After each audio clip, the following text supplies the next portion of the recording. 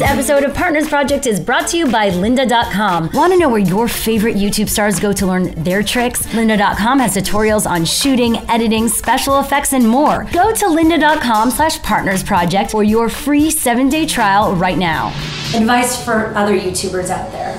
I guess advice for the YouTubers is just be prolific. Like, don't censor yourself. Like, just make videos. You know, like and don't try to like get a budget. Like, don't worry about the money. Don't worry about making money, and don't feel like you have to have money in order to make a video.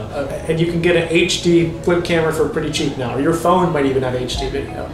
Go out and don't censor yourself. Just put yourself out there and create as much as you can. You know, try to collaborate with others. You know, if you know other YouTubers who maybe have more subscribers than you, then try to work with them. We just had one of the guys from College Humor was in our most recent video, Pat Castles, who's hilarious.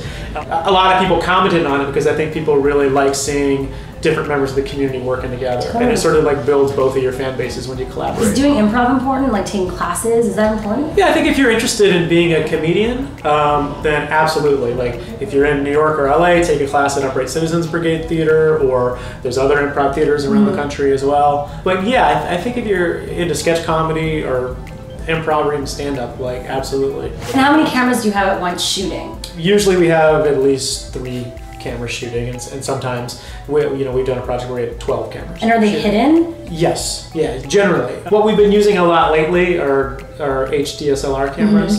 So they're not literally hidden, but they're sort of hidden in plain sight, because the majority of the general public doesn't realize that those cameras shoot video. You know, they look like a tourist camera in New York. In New York, everywhere you go, there are cameras everywhere, right? There's tourists everywhere, there's photographers everywhere, there's artists everywhere. You know, everybody has a nice, expensive camera, and it's just not weird to see a camera around somebody's neck. So my guys can kind of blend in with the other cameras that exist in any given location, while not being totally hidden, usually are discreet enough where people don't really notice they're being filmed. How do you get 200 people together at once? You do Craigslist or Facebook? How do you do that? It's really all email. Like, you know, we have a Facebook page and we have a Twitter account, and I'll use social media sometimes for like a open to the public event, but generally our stuff kind of has to be top secret, so we can't announce on Facebook like we're going to be pranking Best Buy on Tuesday, because then Best Buy will find out.